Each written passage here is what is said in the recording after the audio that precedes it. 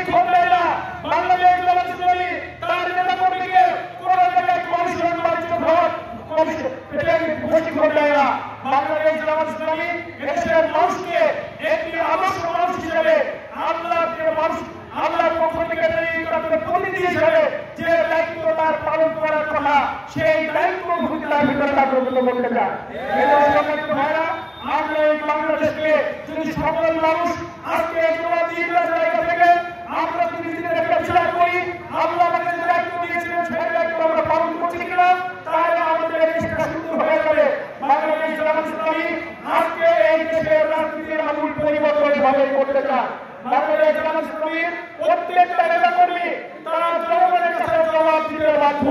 সে কি কাজ করেছে, কোথায় কি উন্নয়ন করেছে, কোথায় কি বরাদ্দ পেয়েছে, সে নেতা কতটুকু বের হয়েছে আর কতটুকু অলিক করেছে, তারা জনগণের কাছে বাংলাদেশ জামাত ইসলামীর মনোনীত প্রার্থীরা আগামী দিনে জবাব দিতে বাধ্য হবে ইনশাআল্লাহ।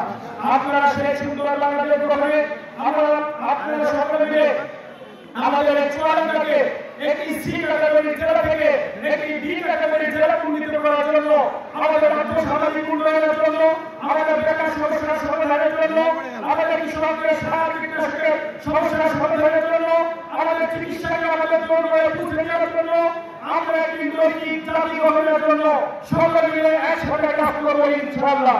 আল্লাহ আমাদের সকলকে এই সুন্দর বাংলাদেশ গঠনে, একটি সুন্দর চুয়াডাঙ্গা আলমডাঙ্গা গঠনে সকলকে একত্রিত হয়ে আমরা যখন একটি ভালো বাংলাদেশ গড়ে তুলব, আমাদের ভবিষ্যৎ প্রজন্ম সেই বাংলাদেশের গর্বিত নাগরিক হবে।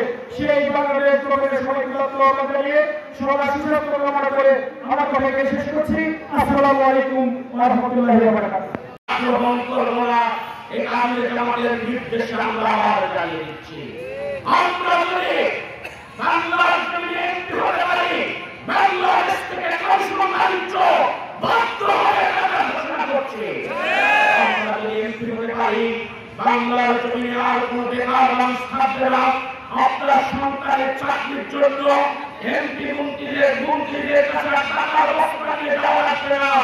আপনার সন্তান চাকরি হয়, আপনার সন্তান লেখাপড়া শেষ হওয়ার সাথে সাথে তার যোগ্যতা অনুযায়ী বিনা টাকায় চাকরি পাবে।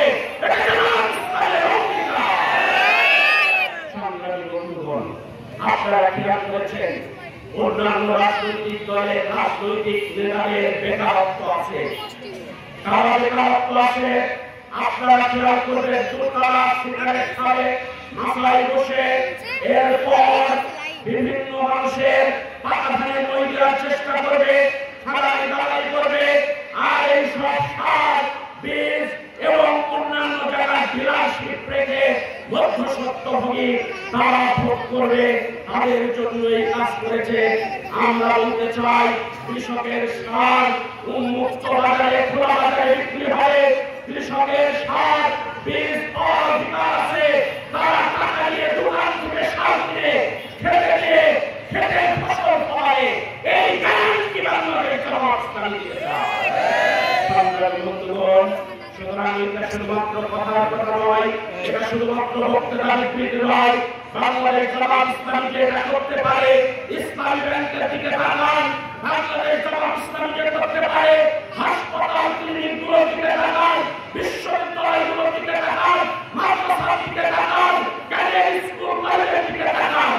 অন্য দলকে বলবেন, ভাই বহুদিন তো ক্ষমতায় ছিলে, তোমরা একটা ব্যাংক বানিয়েছো, আমাদেরকে জানাও। বাংলাদেশের মানুষের জন্য একটা হাসপাতাল বানিয়েছো, আমাদেরকে একবার বলে দাও। একটা কিন্ডারগার্টেন স্কুল তৈরি করেছো, আমাদেরকে বলে দাও। শুধুমাত্র নিজেদের আখের গোছানোর জন্য, নিজেদের সম্পদ বৃদ্ধির জন্য কাজ করে গেছো।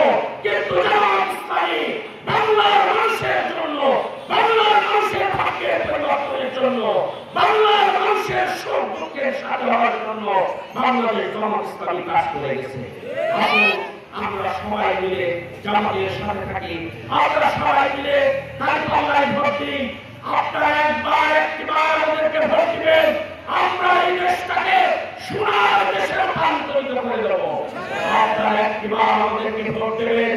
আপনাদের দুঃখ দশা দুর্দশা আমরা কমিয়ে দেবো, কৃষকের দুঃখ আমরা কমিয়ে দেবো, খেটে খাওয়া মানুষের ভাগ্যের আমরা পরিবর্তন ঘটিয়ে দেবো। এটা আমাদের অঙ্গীকার। আল্লাহ আমাদেরকে কবুল করুন। যারা আজকে নতুন যোগদান করলেন তাদেরকে আল্লাহ তাআলা